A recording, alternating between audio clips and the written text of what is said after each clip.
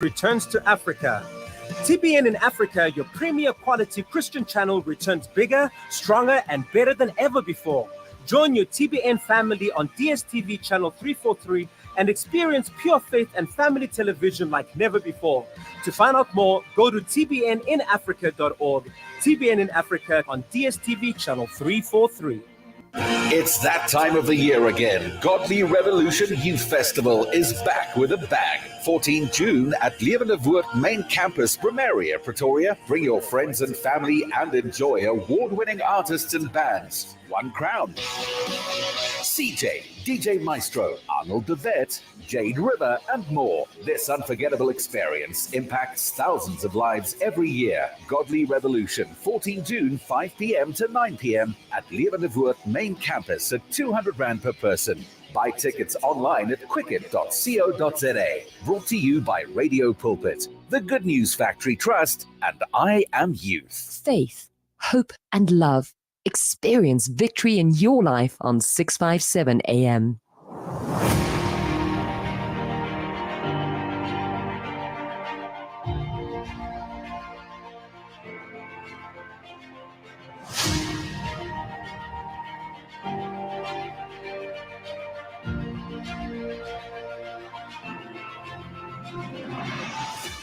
Right, there we go. Good evening and welcome to Radio Pulpit, your daily companion from Gauteng all the way to the Cape. It's so awesome to be greeting you in the wonderful name of our Lord Jesus Christ. And it is so awesome to give a shout out to the entire world who's joining us this evening. And I wish it was the entire world. Call those things that be, not just as though they were. Anyway, right now you can go check us out. Well, firstly, if you're listening to us on the airwaves of Radio Pulpit, perhaps on DSTV or on your radio or from Gauteng to the Cape, you can also go to the various platforms, social media platforms of Radio Pulpit. You can go to Facebook, you can go to YouTube, and right now we are streaming live, so you can actually see that we don't only have a beautiful voice for radio, but there's actually a face that goes along with it. And this evening, I am so excited. Can I just, if you tuned into one of our social media pages, you can probably see the smile on my face, because the jet setter that I'm about to welcome onto this platform right now, she's usually somewhere in the world, and we've got a pre-record, but this evening we are live. Brought to you by Radio Pulpit live from South Africa, and I can't wait. So just before I open up this fader and put that beautiful face of hers on the screen with me, we just listened to the ad of Godly Revolution, and that was one of the places where myself and Reverend Pearl Kupé's daughter, Kalita, connected last year, and now profound, listening to Godly Revolution now and knowing that I met Kalita, well, not met, but we spent some time together. And this evening, I've got a mother on the show with me. So go to Facebook right now, go to YouTube, go to our social media pages, go comment, go right there. And when you send us a message, we'll actually acknowledge you. If you've got some questions, do so. We would like to answer them for you. And also go to our WhatsApp channel, 082-657-2729. I think it's time for me to bring this pretty face into the screen. Let's check it out. Boom, boom, boom, and there she is, Reverend Pearl Kupé. Hello, Rev. Hello, Dwain, and hello, everybody. Awesome, as you said, to be able to do this live in real time. Yeah, looking forward to that. It's actually been a while since we've last done this, because usually it's either from a hotel room or somewhere in the world. But it seems like I know that look in the background, so it seems like you're at home, actually. I'm at home. That's right. Yep. I'm at home. It's good to always be home, come home, and, just reboot before one leaves. I've been out the past few weeks. Yeah, I was in Israel, then I was in Egypt, and then I just came back from Botswana. So, yeah, it's good to come home and sleep in your bed. Nothing like sleeping in your own bed. I mean, really, yeah. I was actually wanting to ask you, the other day I spoke to someone that actually, so you know how it works, Name. People know that we are connected, so they want to know, listen, can I please have Reverend Paul's number? I'm like, hold on, I can't just do that. She's a busy lady. And then the lady asked me, but what exactly is Reverend Pearl Kupé doing in all of these countries? So for the sake of that listener, can you give us a scoop, please? Well, I function in the marketplace. So in terms of office, if you are somebody who wants to know the offices, I function apostolically, prophetically in the marketplace. And my focus areas that God has called me into and that I've trained for are legal and justice. So that's why I talk a lot about law and legislation. That's why I talk a lot about government and governance. So I focus on government governance. I focus on leadership issues.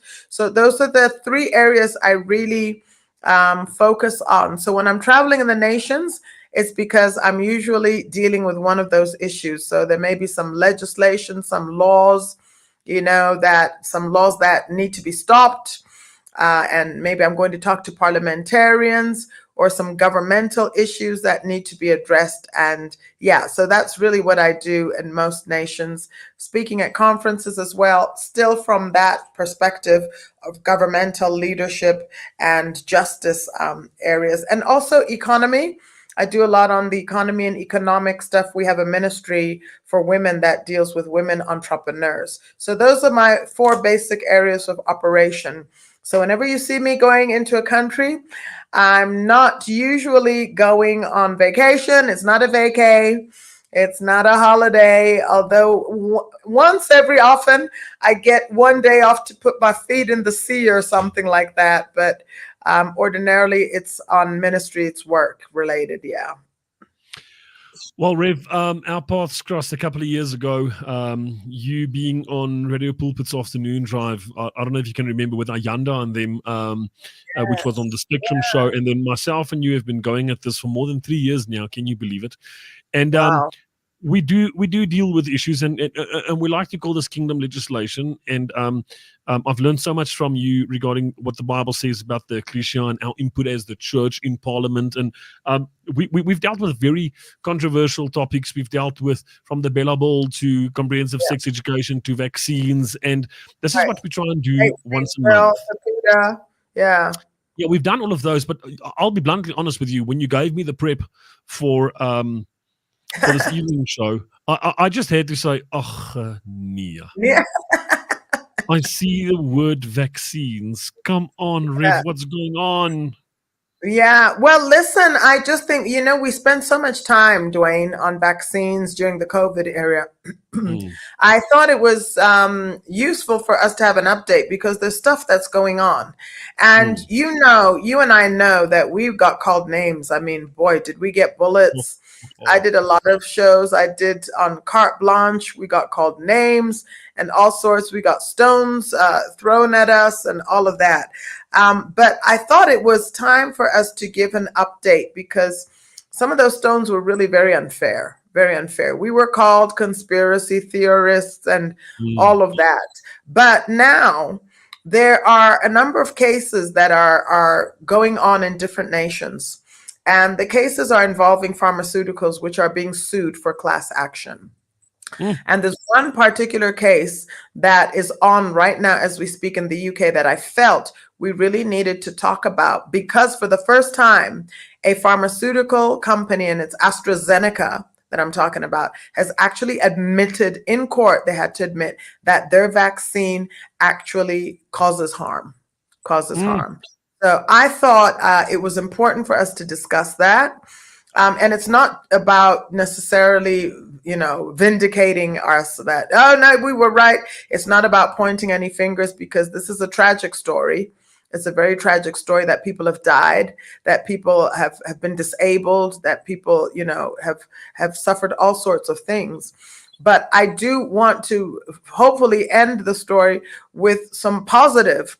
And one of the positives I'd like us to talk about is that if you have been vaccinated, there is a way that one can literally try to cleanse yourself of that vaccine. I work with the World Council of Health, and they developed a way in which that spike protein, which is in the vaccine, and that's the spike protein that does the damage, that you can actually rid yourself of that spike protein. So I'm not, like I said, the agenda and the purpose is not to gloat or to mock anybody, to say, well, you see what happened. No, we're actually here to empathize with you and to see, what can you do to try and get the spike protein out of your body. So starting from the beginning, let me start off by saying there's a multi-million-pound class action. And the other reason why I'm doing this also, Dwain, is so that people in South Africa must also consider starting class actions. So let this be like a precedent that can, encourage others who have lost employment. Some people lost their jobs because they refused to get jabbed. Other people who've, been harmed in any way physically, we should start a class action. So a multi-million-pound class action, and it started by a number of families, dozens of families in the UK, and whose loved ones were either hurt very badly or killed by the AstraZeneca pharmaceutical vaccine. And currently, there are 51 cases that are lodged in the High Court in the UK. And they're seeking damages, and the damages are said to be up to about 100 million pounds in total. 100 million pounds. And basically, they're suing AstraZeneca under the Consumer Protection Act of 1987. Now, in terms of official data, Dwain, it shows that 81 British citizens have died from blood clot complications, which are linked to AstraZeneca, the vaccine. That's what the figures, the official statistics, which come from the UK Medicines and Healthcare Products Regulatory Agency. That's what it says. Now, I do want to say this, Dwain, because there are many people who don't report. They don't report their injuries because they don't even know that they're related to vaccine. So that number of 81 we know is definitely not accurate. Some of the doctors out there, they change the prognosis and all sorts of things. So that 81, I really believe, is very underreported. It's not an accurate. But the fact that at least they know that there's recorded 81 means there is a record that shows that people have died. And the number of people who've been harmed and disabled and suffered vaccine injuries is even much higher. So these are the people who've actually died. But like I said, it's probably much higher. And the number of people who suffered injury is even higher than that.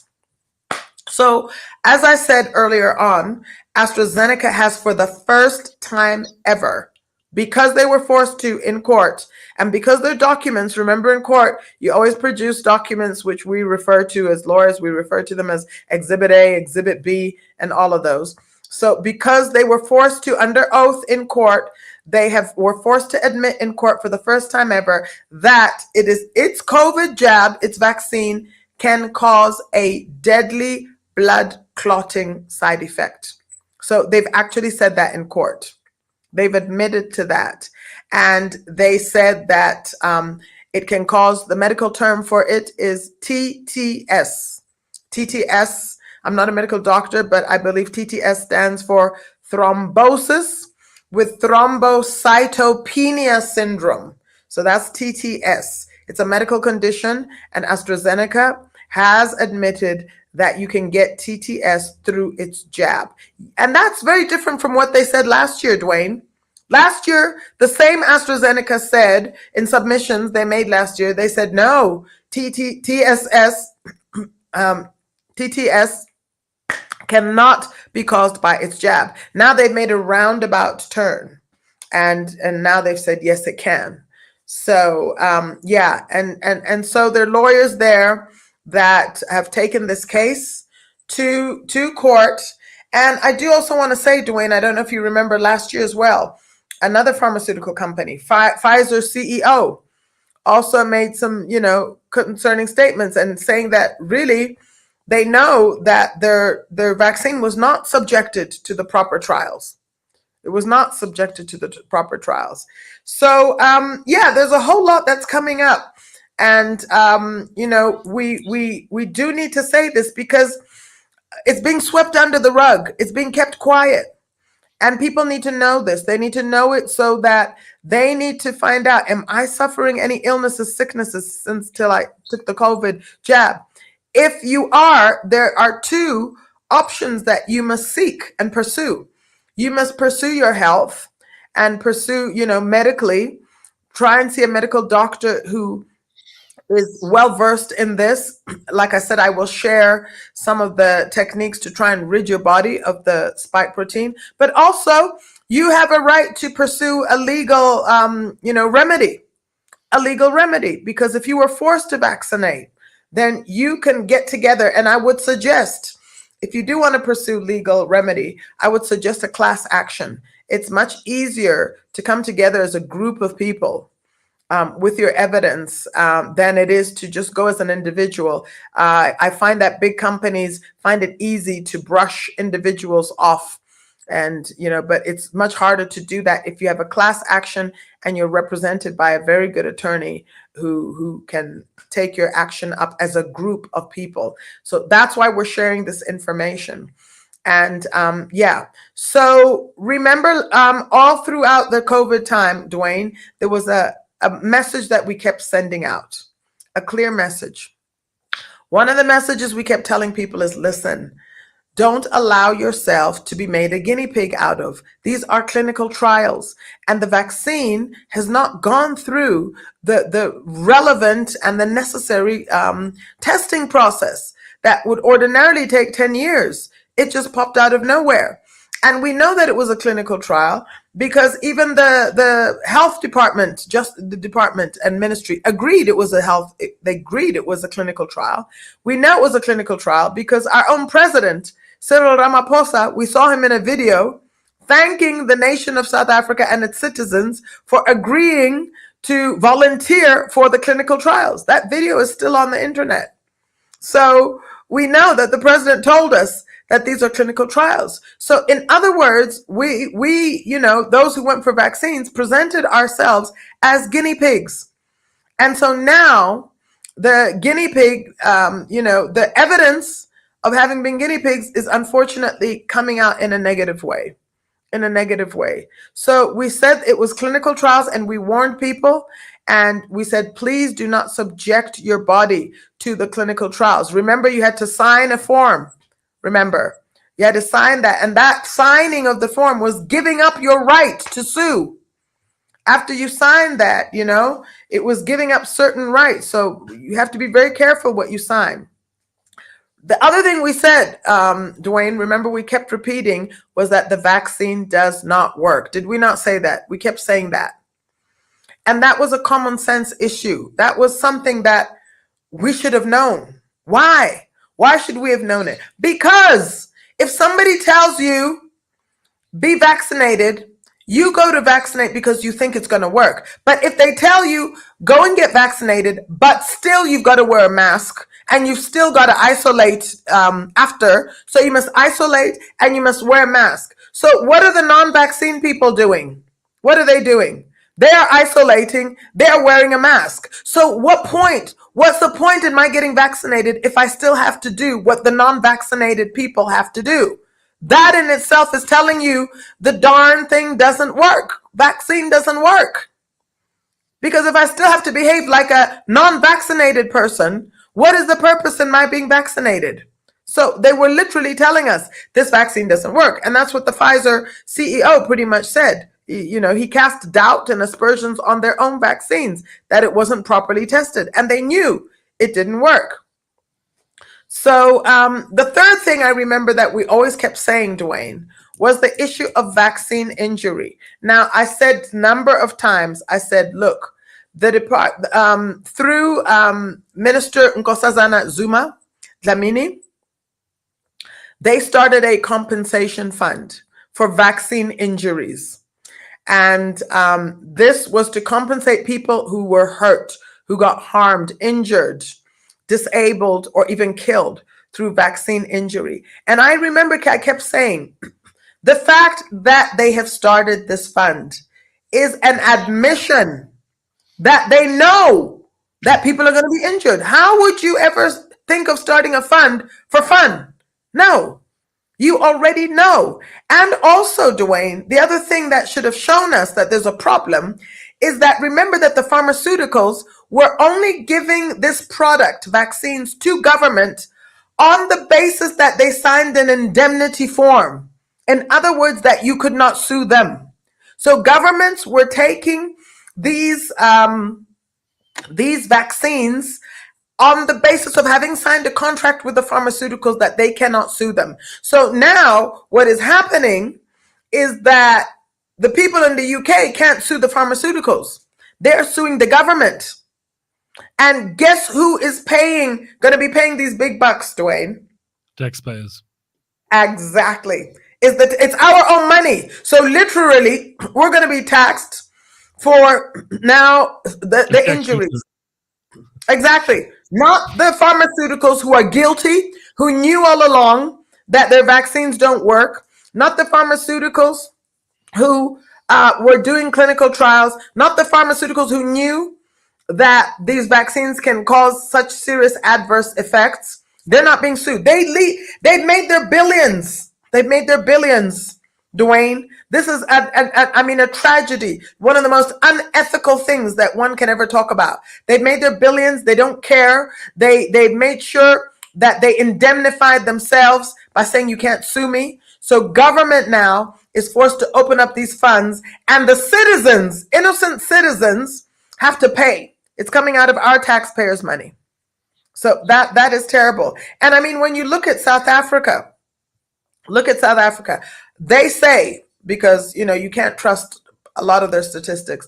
Apparently, under the vaccine, listen to the title, just the very title of our fund. They call it the COVID-19 Vaccine Injury No Fault Compensation. No fault compensation scheme. So in other words, they're saying, we'll pay you out, but we're not admitting any fault. It's not our fault. I mean, how stupid is that?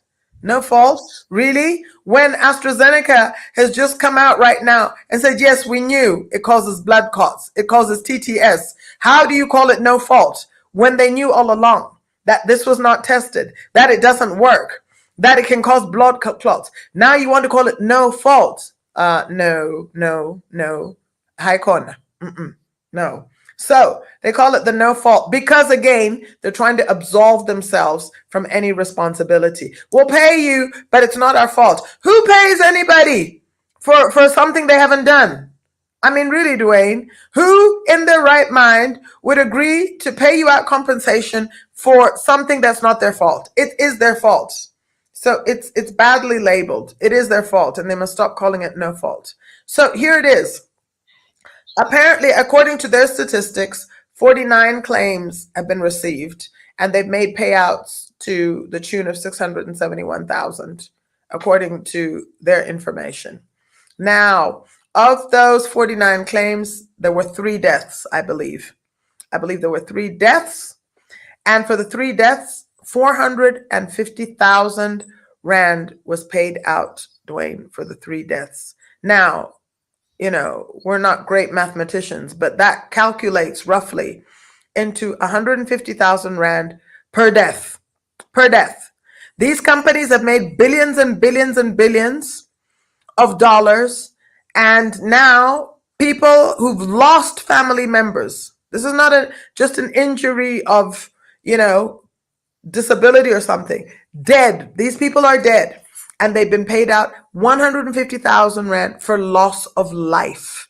And these companies have enjoyed and made billions and billions, not of rands, billions of US dollars they've made out. And people are being paid through our taxpayers' money. They're being paid 150,000 for loss of life. I think that is just, that is one of the biggest tragedies I can think of. And it's very, very sad. So yeah, this was the extent really of my having wanted to do this, because like I said, there've been some developments, and I think it was our responsibility, having spoken about the COVID whole thing. I mean, practically the whole 2 years it was enforced. We talked a lot about it, and I felt it was necessary for us to get an update and know that, listen, we were not employing scare tactics. We were not trying to just scare people. This was not about conspiracy theory, but this was real. And you need to check in. If you've had a vaccine, you need to check in on 2 levels. Check in to make sure that you're fine, that you're not experiencing any blood clotting or anything like that. So it is, yeah. It is very tragic. It's very sad. And yeah, so that's pretty much what I really wanted to update our people on in South Africa and the nations. I'm just grateful that in Africa we had a lot less vaccinations than the rest of the world. So remember Melinda Gates, the statement that she made at the beginning of COVID. She said she tried to bring in scare tactics, and she said there would be millions of dead bodies lying in the streets of Africa if we didn't vaccinate, basically. So she was employing scare tactics to get us to buy the vaccine. And I remember even seeing the government went and built graves. They literally went and dug graves. Because I remember that I had to go on Facebook and say, we will not occupy those graves. We will not. No, dig them for somebody else, but that we're not going in those graves. And thank God we didn't. We got herd immunity with a low number of vaccinations. Africa was the least vaccinated country, but we had the least number of deaths. The least number of deaths because we had vitamin D sunshine working on our behalf as an antioxidant and an anti-inflammatory, which helped us, the natural vitamin D. We took ivermectin, which SAFRA, the South African Health Professionals Association, tried to stop us from taking ivermectin, which we knew worked. And they didn't want people, they wanted people to buy the pharmaceuticals because some of the people on SAFRA, the SAFRA board, health board, are also on the pharmaceuticals board. They're shareholders in the pharmaceuticals. So for them, it was a money-making scheme. And so they wanted people to get the vaccine because the more people took vaccine, more money in their pocket, regardless of whether they died or not. So right now, we're seeing very powerful doctors, like my good friend, Dr. Susan Forsleur. Dr. Susan Forsleur is being harassed because she came out to tell the truth about the COVID vaccine. We're seeing very honorable men like Dr. Shankara Chetty, who stood up and they told the truth about the COVID vaccine, what it can do for your body. They are being, the SAFRA is trying to discipline them. Why? Just because they told the truth about the COVID vaccine. Now, let me tell you about Dr. Susan Forsleur, in case you don't know about her. I am embarrassed on behalf of our nation that somebody would even try to put her in bad disrepute, that we would try to punish somebody who came out to do nothing but tell the truth. Dr. Susan Forsleur is one of the best cardiologists in the whole world, Dwain. She has given to this nation. She has done operations that were not thought to be possible internationally. If you go up Table Mountain, Dwain, if you go up Table Mountain, halfway on Table Mountain, you will see like a memorial plaque. On that memorial plaque, there are two names of two cardiologists. The one name honoring those cardiologists. One of the names is Dr. Christian Bernard. We know Chris Bernard. Chris Bernard. He performed the first heart transplant. The other name is Dr. Susan Forsleur. Good friend of mine. And SAFRA has no shame that they're trying to and call her to a disciplinary, which they would want to practicing. That would be a shame. And as South Africans, we must protest that an honorable medical doctor who wanted to save lives told the truth about ivermectin, told the truth about the vaccine. An honorable doctor is being harassed and threatened and intimidated by a medical profession that is supposed to have our best interests at heart. And also Dr. Shankara Chetty, another person also. So please, let us support them. Let us support them. Write letters of support, petition out there. It is unthinkable that a medical board and association that's supposed to protect lives is actually trying to punish people who are trying to do exactly that and protect lives. Yeah. Rev, just something that actually blew my mind. A while ago, I watched this German documentary, and the German documentary was about a family that took their government to court regarding a measles injection gone wrong in their baby. Now, Yeah. what blew my mind was that this family won a court case of Mm, millions and millions of dollars and pounds, and um, mm. because they proved that this measles injection did harm to their baby's life. and Yes. and it blew my mind because we are talking about an injection Yeah. that's been in clinical trial for 45 years. Yeah. So we are talking about a measles injection, and the family won a court case against a pharmaceutical company for a 45-year clinical trial, yet the world allowed an injection in their arm Yeah. after 10 days of clinical Mm. trial. I'm struggling to understand how we make the logic in our minds regarding that. I'm just blown away by that. Yeah. Listen, Dwayne, I mean, vaccines, we really need to look into this issue of vaccinations. I recently refused for my granddaughter, who was born last year, to be vaccinated because when I did a study of vaccinations, I discovered that autism has gone up thousands and thousands of percent.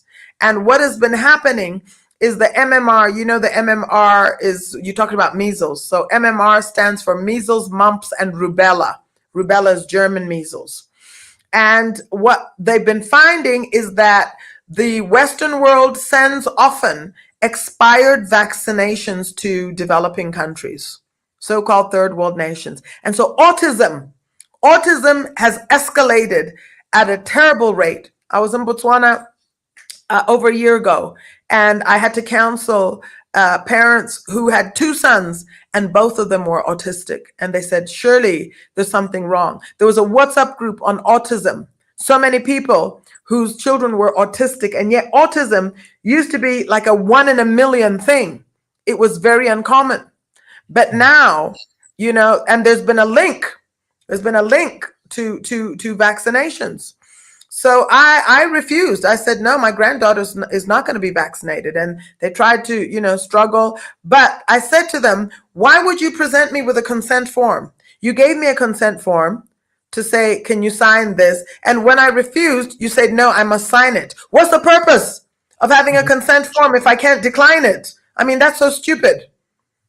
If it's compulsory, because they tried to tell me it's compulsory. I said, if it's compulsory, then why present me with a consent form? Because then you're saying I have no obligation. I said, no, I declined because you gave me a consent form. And I said, no.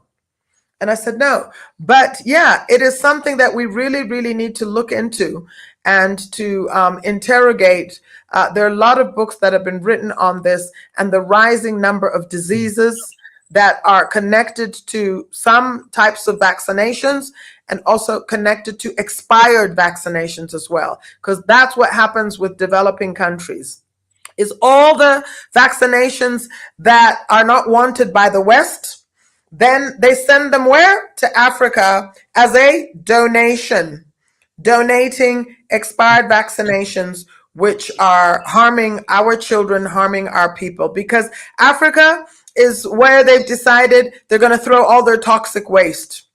All the toxic waste. Africa has become that place where let's dig out their wealth, let's take their minerals, let's take their platinum, their gold, their diamonds, and then we send to them toxic waste. Whatever we don't want, whatever we want to rid ourselves of, the yellow pop that we feed our horses, let's send it to Africa. And they're the place we dump our toxic waste, but we take out all their wealth and give them our toxic waste. So we have to wake up. VUCA Africa, wake up. We just cannot accept this anymore. And the WHO that now wants to impose this dictatorial law around, they can declare an emergency anytime they want to fake it, anytime they want to sell and get money from the pharmaceuticals, because they work hand in hand with pharmaceuticals. So now they want to impose this international rule and law that they can just call a national emergency and everybody has to be locked in their house and forcefully vaccinated. No, WHO, we say no. We say no. And we say no to leaders who are going to ride with WHO. Elections are around the corner. May 29. Yeah, ne? Sure. Rev, just quickly, you mentioned your grandchild. Can you remember we did a show a couple of years ago? I can't remember what the bill was all about. Maybe you could help me. But we did a show on government pushing for mandatory compulsory vaccinations at schools without the consent of the parent. Absolutely. We did a show on that, and I remember we were telling parents to brief their children. Do not. So when the government could not get remember there was a minimum percentage that they were aiming for. And when they could not get it with the adults, they decided to go and target children, because children, it's easier to vaccinate children when they're outside of the control of their parents.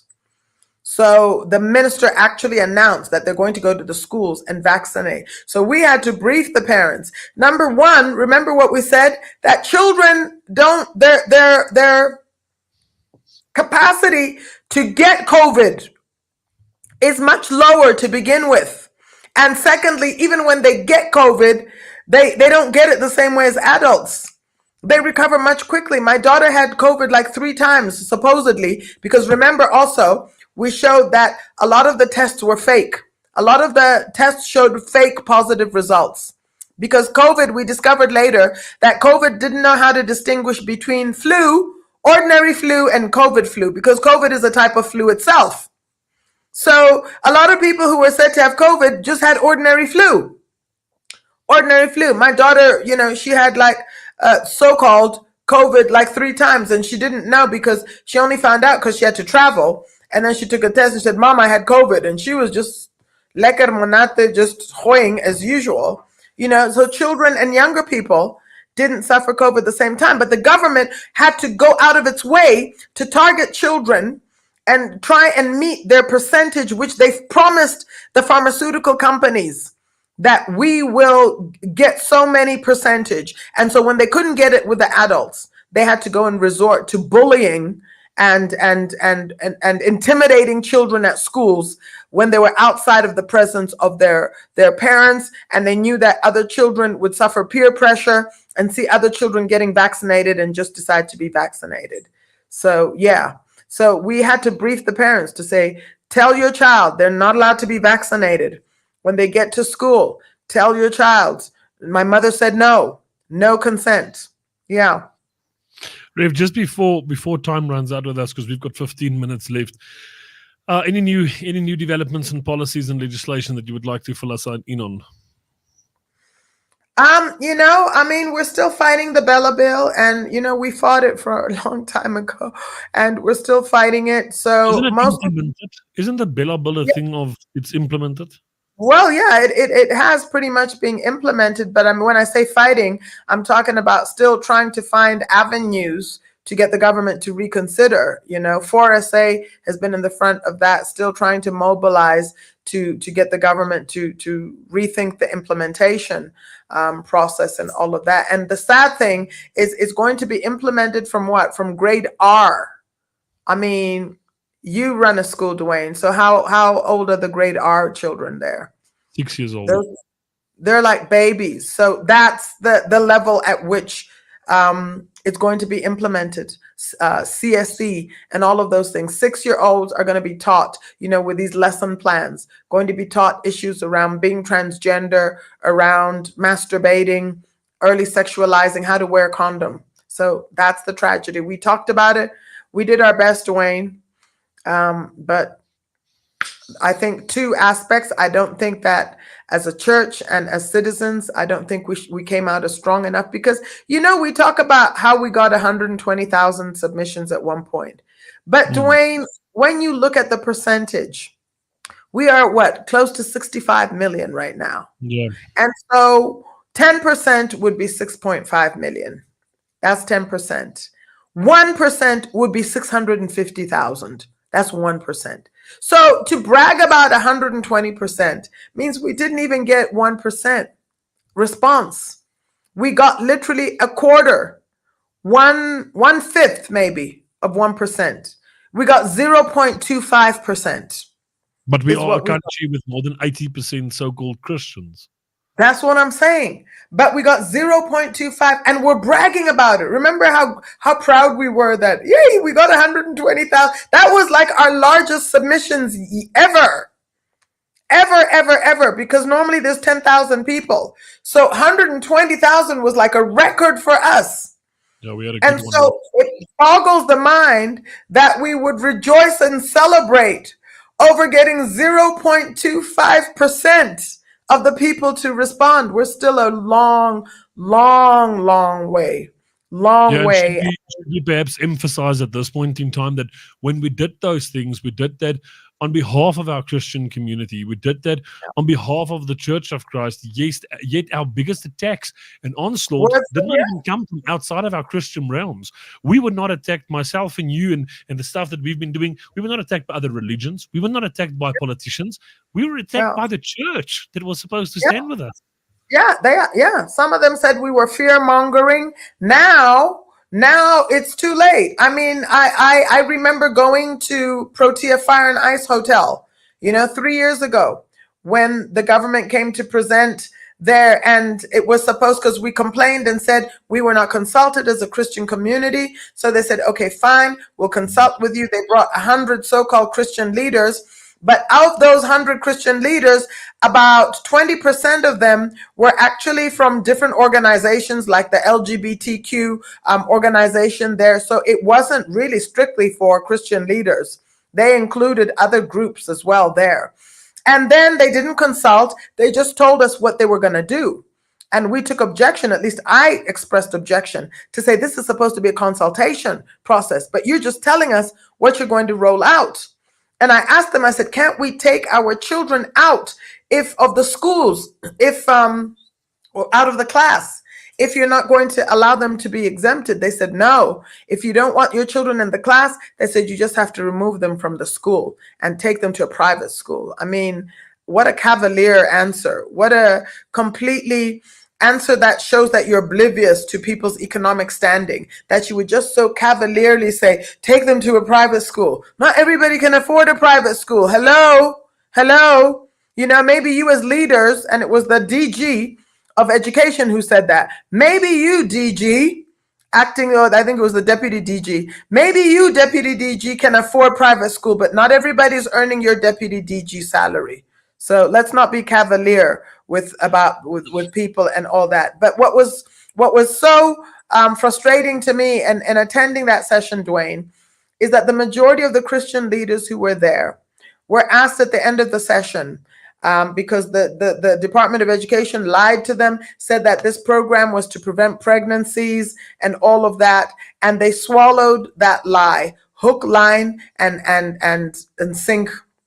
Even though we were there as experts in the legal field, Freedom 4SA was there. It was myself, Daniela, and Michael Swain were there. We were there as experts, legal experts and political experts. Errol Naidu was there.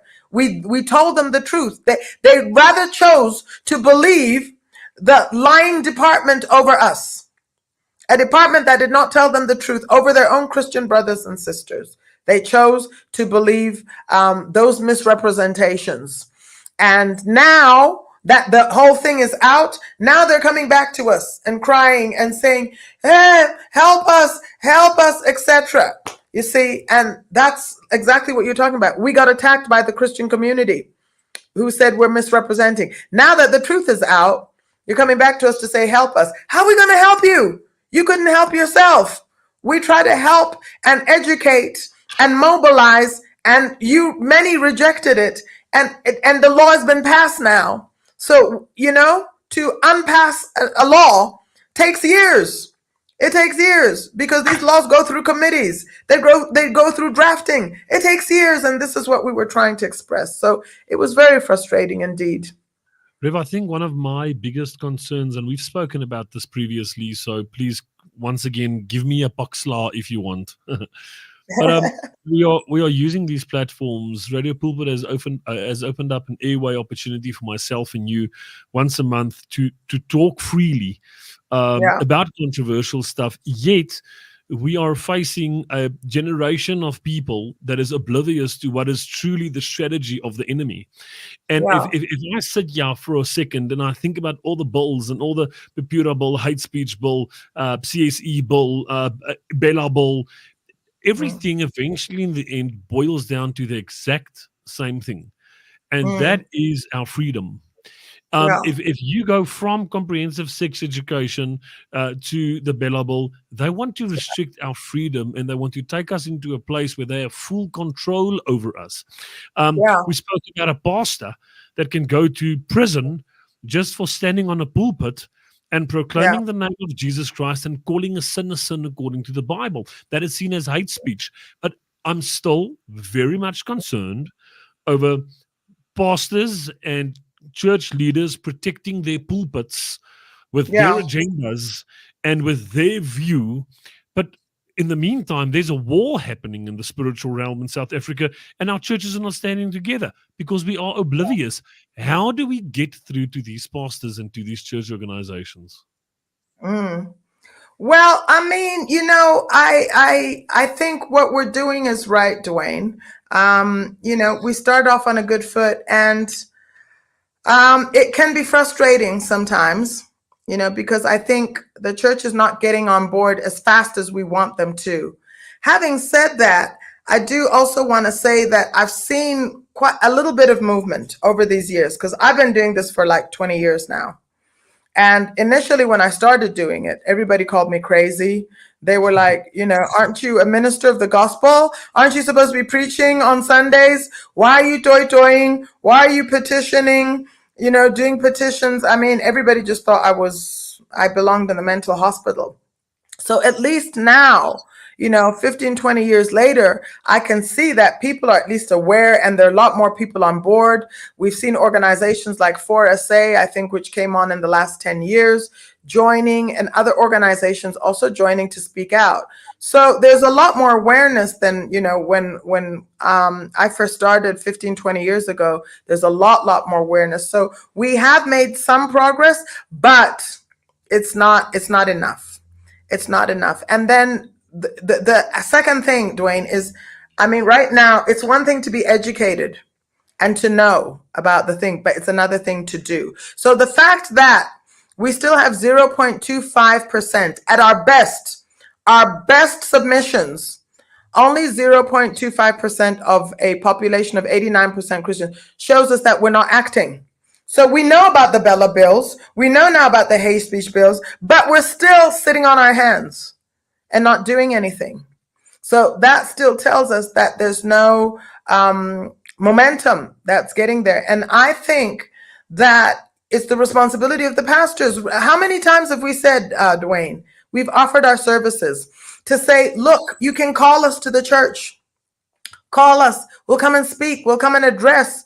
We'll come and talk about the issues. I was blessed recently to be invited by Pastor John Robert, at the Love Pretoria East, which was a great opportunity because there are hundreds of churches represented there. They have their monthly meeting. And he said, Pearl, come and talk to us about these laws and what is our responsibility as active citizens.